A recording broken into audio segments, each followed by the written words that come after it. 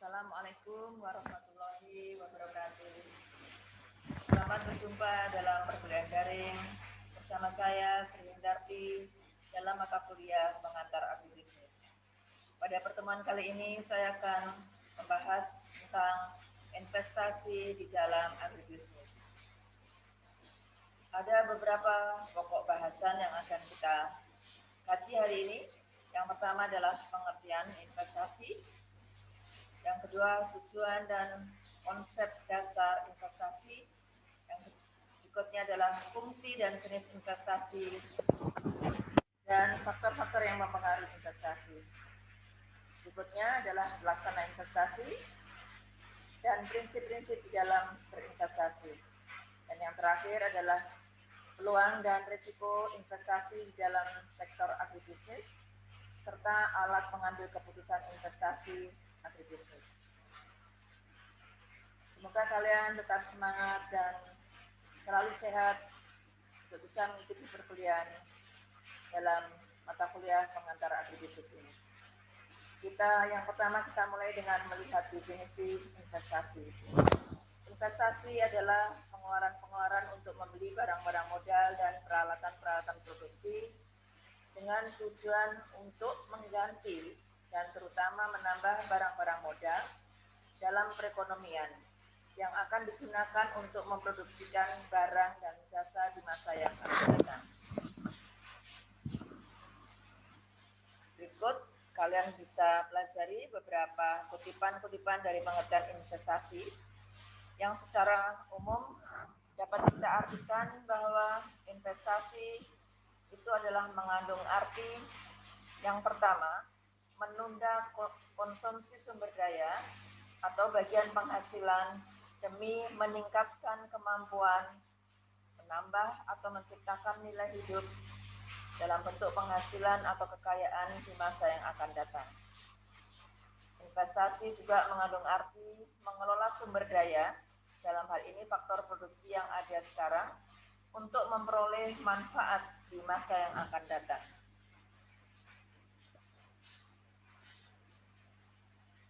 Di dalam ilmu ekonomi, teori ekonomi, investasi berarti pembelian dan produksi dari modal barang yang tidak dikonsumsi, tapi digunakan untuk produksi yang akan datang. Maka sering disebut dengan istilah barang produksi. Secara makro, investasi ini merupakan bagian atau komponen dari produk domestik bruto yang bisa dicari besarannya dengan menggunakan rumus produk domestik bruto sama dengan konsumsi ditambah investasi ditambah pengeluaran negara dan ditambah selisih antara ekspor dan impor. Fungsi investasi pada aspek tersebut dibagi menjadi investasi non-residensial seperti pabrik dan mesin serta investasi residensial dalam bentuk rumah-rumah yang baru. Investasi adalah suatu fungsi pendapatan dan tingkat bunga yang dilihat kaitannya antara investasi dengan pendapatan dan tingkat bunga. Suatu pertambahan pada pendapatan akan mendorong investasi yang lebih besar. Tingkat bunga yang lebih tinggi akan menurunkan minat untuk investasi, sebagaimana hal tersebut akan lebih mahal dibandingkan dengan meminjam uang. Adapun tujuan investasi adalah yang pertama, untuk mendapatkan sebuah pendapatan tetap dalam suatu periode, yaitu antara lain seperti bunga, royalti, dividen, atau uang sewa, dan lain sebagainya. Yang kedua, untuk membentuk suatu dana khusus, misalnya dana untuk suatu kepentingan ekspansi, kepentingan sosial. Dan yang ketiga, untuk mengontrol atau mengendalikan suatu perusahaan lain melalui kepemilikan sebagian ekuitas suatu perusahaan tersebut. Yang keempat, investasi juga bertujuan untuk menjamin tersedianya sebuah bahan baku dan untuk mendapatkan pasar dari produk yang dihasilkan. Yang kelima, tujuan investasi adalah untuk mengurangi persaingan di antara sebuah perusahaan-perusahaan yang sejenis. Dan yang terakhir, investasi adalah untuk menjaga hubungan antar perusahaan. Ada 3 konsep dasar di dalam melakukan investasi. Yang pertama dalam bentuk investasi tetap perusahaan. Yang kedua perubahan pada persediaan. Dan yang ketiga adalah investasi fisik bangunan. Investasi tetap perusahaan ini dapat berupa mesin, peralatan pendukung produksi, bangunan kantor, pabrik, menyewa gedung, alat atau kendaraan. Biasanya diwujudkan dalam bentuk aktiva tetap. Sedangkan investasi pada perubahan persediaan adalah terkait dengan persediaan bahan baku, bahan setengah jadi maupun barang jadi yang siap dijual. Persediaan ini yang disimpan untuk memenuhi permintaan yang diprediksi akan meningkat di masa yang akan datang. Jadi persediaan yang disimpan untuk memenuhi permintaan di masa yang akan datang itu termasuk sebuah investasi. Yang terakhir adalah investasi fisik bangunan, yaitu berupa perumahan yang merupakan suatu aktiva atau harta yang umur ekonomisnya panjang, sehingga bentuk aktiva ini dapat digolongkan sebagai sebuah investasi.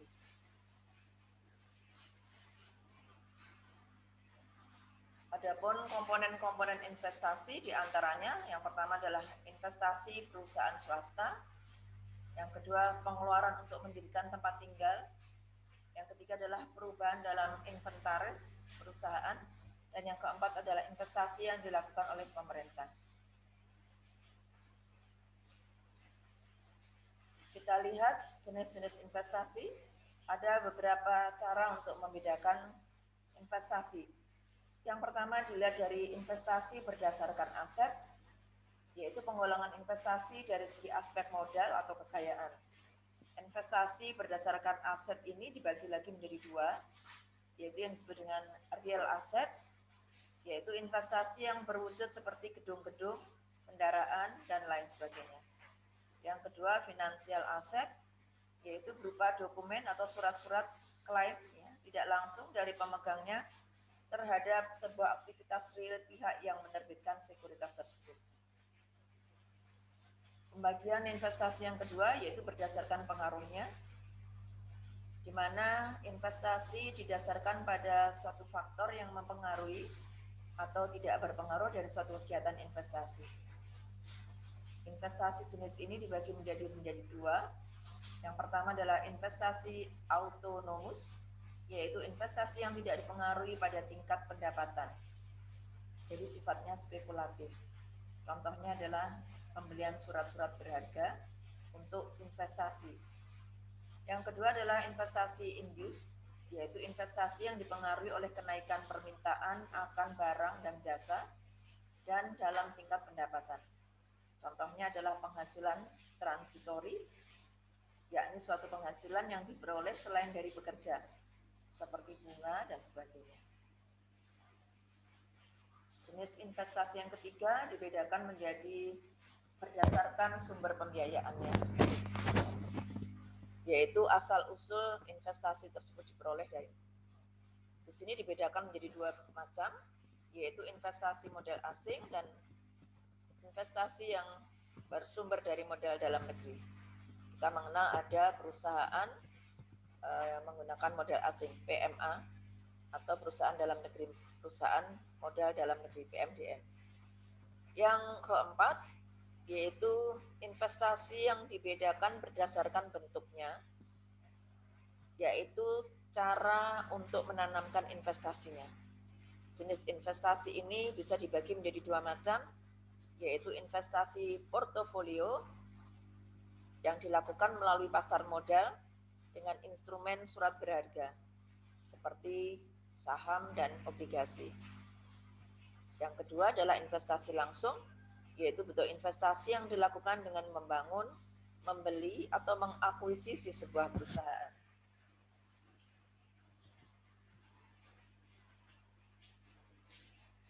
Sehingga secara umum investasi itu sebetulnya dapat digolongkan menjadi 2. Yang pertama adalah financial asset yang terdiri dari pasar uang, obligasi, saham, reksadana, mata uang asing, dan sebagainya.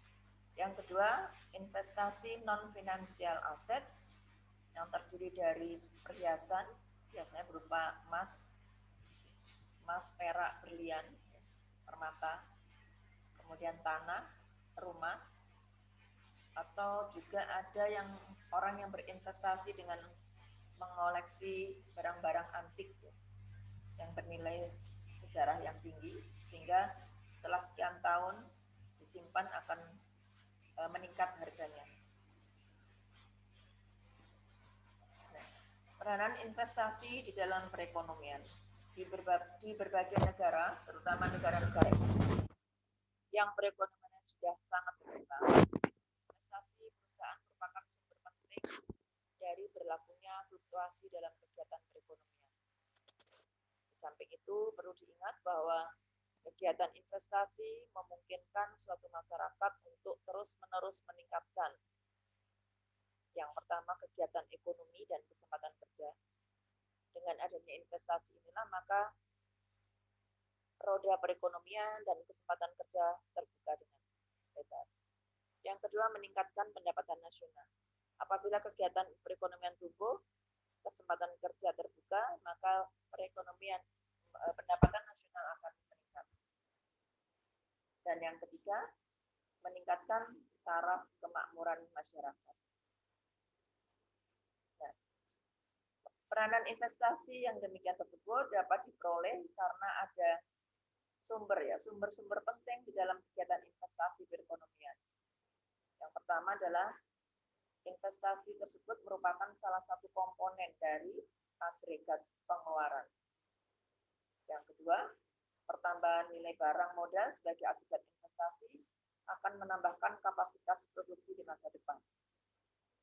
Dan yang ketiga, investasi selalu diikuti oleh perkembangan teknologi yang selanjutnya akan menaikkan produktivitas dan pendapatan per kapita masyarakat. Dan siapa saja pelaku-pelaku atau pelaksana investasi? Secara umum kita bedakan menjadi 3 golongan investasi. Yang pertama adalah investasi yang dilakukan oleh pemerintah, di mana motif investasi ini dilakukan adalah untuk memenuhi kebutuhan masyarakat. Contohnya seperti pemerintah membangun jalan raya, jalan tol, rumah sakit, dan sebagainya. Yang kedua adalah investasi yang dilakukan oleh swasta, yang semata-mata motifnya adalah untuk mencari keuntungan. Dan yang ketiga adalah investasi yang dilakukan oleh pemerintah bersama-sama swasta dalam rangka untuk memenuhi kebutuhan masyarakat dan juga sekaligus mencari keuntungan. Beberapa faktor yang sangat mempengaruhi investasi. Di antaranya adalah yang pertama suku bunga. Suku bunga merupakan faktor yang sangat penting dalam menarik investasi. Karena sebagian besar investasi biasanya dibiayai dari pinjaman bank. Jika suku bunga pinjaman turun, maka akan mendorong investor untuk meminjam modal. Dan dengan pinjam modal tersebut, maka ia akan melakukan investasi. Sebaliknya, apabila suku bunga bank naik, maka akan menurunkan tingkat investasi. Dan ini akan berpengaruh terhadap sektor ekonomi real sehingga menjadi akan turun. Yang kedua, pendapatan nasional per kapita untuk tingkat negara dan PDRB per kapita untuk tingkat provinsi dan kabupaten atau kota. Pendapatan nasional per kapita dan PDRB per kapita ini merupakan cerminan dari daya beli masyarakat atau pasar. Semakin tinggi daya beli masyarakat suatu negara atau daerah, di mana dicerminkan oleh besarnya pendapatan nasional per kapita atau pendapatan PDRB per kapita, maka akan makin menarik negara atau daerah tersebut untuk berinvestasi. Yang ketiga, kondisi sarana dan prasarana. Sarana dan prasarana pendukung tersebut meliputi diantaranya sarana transportasi, komunikasi, utilitas, pembuangan limbah, dan sebagainya. Ini menentukan juga minat investor untuk melakukan investasi di suatu daerah atau suatu negara. Berikutnya, yang kelima adalah birokrasi perizinan. masalah birokrasi perizinan ini tidak bisa diabaikan dan sangat mempengaruhi keputusan untuk melakukan investasi karena birokrasi yang sulit dan panjang serta lama akan memperbesar biaya investor dalam melakukan investasi. Oleh karena itu, seharusnya birokrasi perizinan ini dipermudah sehingga menjadi suatu iklim yang kondusif untuk memotivasi para investor untuk berinvestasi. Yang keenam, yang kelima, faktor yang kelima yang berpengaruh terhadap investasi adalah kualitas sumber daya manusianya, di mana manusia yang berkualitas ini merupakan salah satu daya tarik investasi yang cukup penting. Sejalan dengan perkembangan teknologi yang dipakai oleh setiap perusahaan yang semakin hari cenderung semakin modern. Tingkat perkembangan teknologi yang semakin modern ini tentu saja akan berdampak pada kebutuhan SDM yang berkualitas. Apabila SDM yang tidak berkualitas, maka akan sulit bagi perusahaan untuk menyesuaikan dengan perkembangan teknologi yang sedang berjalan. Oleh karena itu, penting sekali di sini untuk melakukan proses manajemen sumber daya manusia, diantaranya adalah melakukan seleksi sumber daya manusia dengan baik agar terpenuhi sumber daya manusia yang berkualitas. Berikutnya yang keenam, faktor yang berpengaruh terhadap investasi yang lain adalah peraturan dan undang-undang ketenagakerjaan. Peraturan undang-undang ketenagakerjaan ini antara lain menyangkut peraturan tentang PHK atau pemutusan hubungan kerja. Kemudian upah minimum, kontrak kerja, dan lain sebagainya. Apabila peraturan perundang-undang ini tidak menguntungkan bagi pihak investor, maka akan sangat berpengaruh terhadap keputusan untuk melakukan investasi. Dan yang terakhir adalah stabilitas politik dan keamanan. Stabilitas politik dan keamanan sangat penting bagi investor karena akan menjamin kelangsungan investasi dalam jangka panjang. Sebelum melakukan investasi, maka setiap pengusaha harus memahami beberapa prinsip utama yang harus terpenuhi di dalam melakukan investasi agar tidak menemui kegagalan di kemudian hari dan akhirnya menjadikan kerugian yang fatal bagi pengusaha. Kalau berbicara masalah prinsip utama ini, banyak sekali acuan teori yang diberikan para pakar tentang investasi. Tapi di sini ada yang menarik yang ingin saya sampaikan, yaitu yang disampaikan oleh pakar kewirausahaan dari Amerika yang bernama Warren Buffett. Ada 8 prinsip utama di dalam melakukan investasi. Yang pertama adalah investasi itu bukan spekulasi. Yang kedua, tidak perlu melakukan diversifikasi, tapi cukup fokus pada satu bisnis, sehingga bisnis itu sampai berkembang. Yang ketiga, janganlah hanya menjadi pembeli saham, tapi berusahalah untuk menjadi pemilik bisnis. Yang ketiga, yang keempat, untuk investasi jangan berhutang. Gunakan modal sendiri. Karena dengan berhutang akan menanggung biaya bunga bank. Yang ini akan merepotkan dan menyulitkan serta menjadi beban di dalam bisnis. Yang kelima, alokasikan modal secara efisien. Yang keenam, berpikir secara mandiri, tidak ikut-ikutan dengan orang lain di dalam berinvestasi, tapi memiliki prinsip yang kuat di dalam membangun bisnis secara mandiri. Yang ketujuh, selalu siap untuk melanggar peraturan Anda sendiri. Kapan kita boleh melanggar peraturan sendiri? Ketika terjadi perubahan-perubahan kondisi lingkungan, baik internal maupun eksternal, yang akan berpengaruh terhadap jalannya roda perusahaan, maka di sini harus siap untuk melanggar peraturan yang telah kita tetapkan di dalam perencanaan usaha. Dan yang kedelapan, give it away, bersedekahlah. 8 prinsip Warren Buffett ini Anda bisa bandingkan dengan prinsip yang lain di sini. Letak perbedaannya di sini adalah bisa Anda bandingkan ya. Ini ada poin yang ke-8 ini ya, yang menjadi kunci keberhasilan dari Warren Buffett. Berikut akan kita lihat berapa peluang dan risiko investasi di dalam sektor agribisnis. Kita lihat peluangnya. Peluang untuk berinvestasi dalam sektor agribisnis sangat besar. Yang pertama disebabkan karena potensi agribisnis Indonesia yang sangat besar, di mana sumber daya alam yang tersedia sangat sesuai dengan kebutuhan untuk melakukan proses produksi di bidang pertanian. Indonesia adalah negara agraris yang wilayah geografinya dilalui oleh garis khatulistiwa, dan ini memberikan keuntungan dengan banyaknya curahan sinar matahari yang menjadi syarat untuk berlangsungnya kegiatan fotosintesa setiap tanaman. Nah, ini peluangnya, sehingga sangat berpotensi untuk dikembangkan sebagai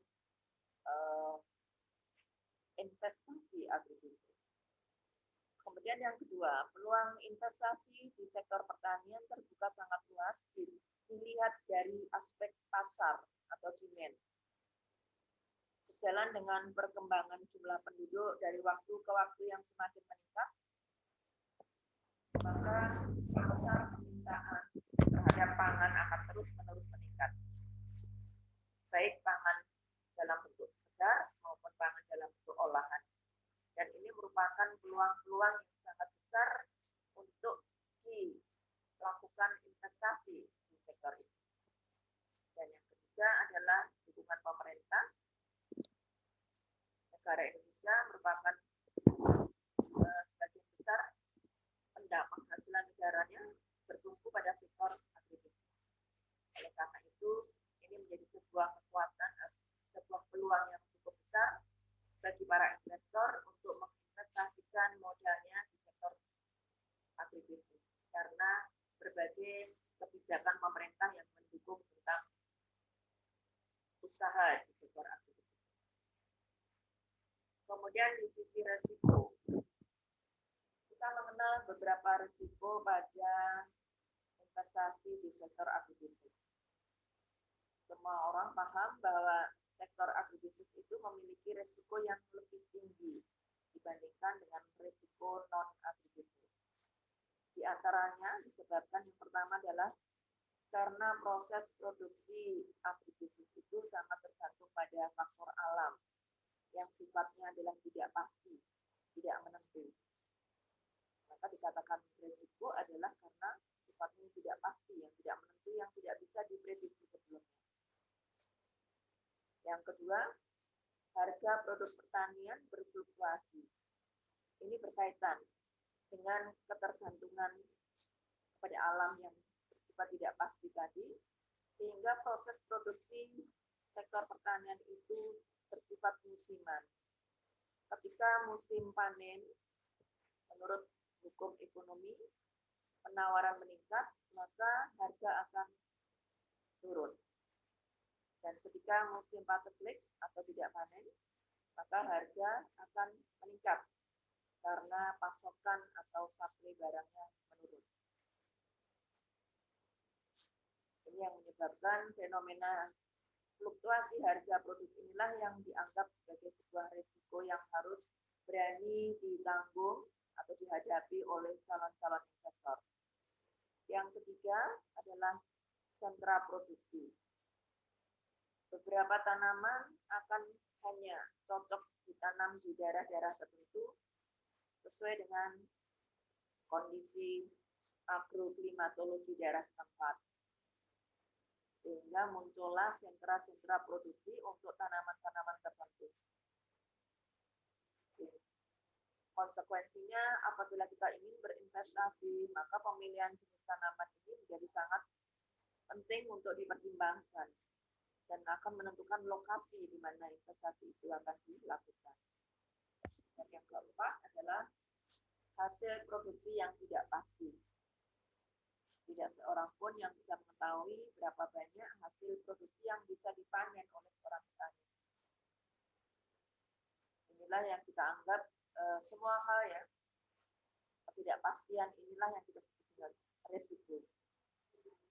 Nah, di dalam melakukan investasi tentu kita tidak hanya memikirkan besarnya keuntungan dan peluang, tapi yang lebih penting dari semua itu adalah harus mengetahui resiko apa yang ada di depannya sehingga menjadi pertimbangan di dalam memilih keputusan untuk melakukan investasi. Berikut adalah beberapa analisis kelayakan investasi agribisnis yang bisa kita lakukan. Di antaranya adalah melakukan analisis RC ratio, revenue cost ratio, yaitu rasio antara total penerimaan dan total biaya. Rasio ini cukup sederhana dan cukup populer, sering digunakan untuk menentukan pilihan-pilihan investasi mana yang akan kita lakukan.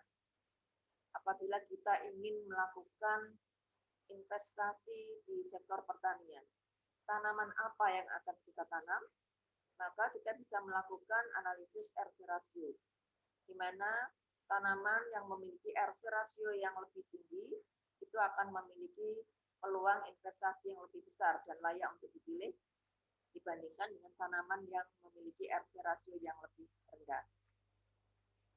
Yang kedua, analisis BC ratio atau benefit cost ratio, yaitu analisis untuk mengetahui efisiensi perubahan penggunaan teknologi dalam sebuah investasi atau usaha tani. Apabila BC ratio ini lebih besar dari 1, maka dikatakan bahwa perpindahan teknologi atau pergantian tanaman yang kita lakukan itu efisien dan layak dilakukan. Apabila kurang dari 1, maka tidak layak atau tidak efisien. Dan apabila sama dengan 1, maka ini dikatakan mencapai break-even point. Berkaitan dengan break-even point, apakah yang dimaksud dengan break-even point? Break-even point adalah suatu titik di mana bertemu antara penerimaan dan biaya. Dan ini merupakan batas atau limit dari keputusan untuk melakukan sebuah usaha. Investasi akan menguntungkan apabila dilakukan di atas nilai BEP tersebut. BEP bisa dihitung baik BEP dalam volume usahanya atau BEP dalam harganya. Ini adalah rumus-rumus yang digunakan untuk menghitung BEP. BEP volume dilambangkan dengan Q, break even, yaitu merupakan fixed cost, ya tetap, dibagi harga per unit dikurangi biaya variabel. Maka akan ketemu nilai jumlah di mana tercapai break even point. Sedangkan break even point harga atau price break even point itu rumusnya fixed cost dibagi kuantitas atau quantity dikurangi variable cost. Nanti akan menemukan satu tingkat harga di mana break even point atau titik ipas akan tercapai pada suatu harga tertentu. Analisis ini yang 1, 2, 3 tersebut sering digunakan untuk menganalisis investasi jangka pendek pada sektor pertanian, yaitu satu investasi yang umurnya tidak melebihi 1 tahun. Sedangkan analisis yang berikutnya, yang keempat, 5, 6, 7, ini merupakan analisis yang sering digunakan untuk mengetahui investasi, kelayakan investasi jangka panjang di sektor agribisnis. Jangka panjang ini ditandai untuk tanaman-tanaman yang memiliki umur yang lebih dari 1 tahun. Ada satu nanti kajian atau bahasan sendiri untuk materi ini, yaitu pada mata kuliah evaluasi proyek yang akan kalian tempuh nanti pada semester yang lebih atas. pada kesempatan ini sekedar untuk memberikan pengenalan kepada kalian semuanya, agar kelak memiliki gambaran yang lebih konkret, ya lebih detail lagi tentang beberapa analisis tentang investasi. Di antaranya di sini adalah analisis NPV, Net Present Value, yaitu suatu analisis untuk menilai kelayakan investasi dengan menggunakan nilai keuntungan bersih yang diperoleh di akhir pengerjaan suatu proyek atau investasi. Apabila nilai NPV lebih besar dari NPV 0 lebih besar daripada NPV 1, maka investasi tidak layak. Sedangkan apabila lebih kecil nilainya, maka nilai layak untuk dikembangkan, dan apabila sama juga tidak layak. Untuk teknis perhitungannya nanti kalian akan mempelajarinya pada mata kuliah evaluasi proyek. Kemudian yang berikutnya adalah metode mengukur kelayakan investasi dengan menggunakan internal rate of return, yaitu suatu investasi berdasarkan tingkat suku bunga bank yang dapat menjadikan jumlah nilai sekarang keuntungan yang diharapkan sama dengan jumlah nilai sekarang dari biaya modal, yaitu disebut dengan NPV 0. Kemudian yang keenam adalah net BC ratio, yaitu besaran manfaat tambahan pada setiap tambahan biaya sebesar satu satuan. Net BC ini merupakan perbandingan antara nilai sekarang present value dengan dari net benefit dengan cost yang positif dengan net benefit yang negatif. Konsepnya sama, apabila lebih besar dari 1, maka layak untuk diusahakan. Dan yang terakhir adalah analisis kelayakan investasi dengan menggunakan mengukur jangka waktu kembalinya investasi, yang kita sebut dengan payback period, yaitu jangka waktu kembalinya suatu investasi yang telah dikeluarkan melalui keuntungan yang didapatkan dari suatu proyek yang sudah dibuat. Ini dibedakan, ada yang setiap ada payback period untuk kas yang jumlahnya tetap setiap tahunnya, ada yang berbeda. Nah, semua ini nanti akan kalian pelajari pada mata kuliah evaluasi proyek. Demikian kajian atau bahasan tentang materi resiko di dalam agribisnis, investasi di dalam agribisnis. Untuk lebih detail dan rincinya, kalian boleh menanyakan segala materi yang belum dipahami dalam pertemuan-pertemuan yang selanjutnya. Saya akhirkan pertemuan hari ini sampai di sini.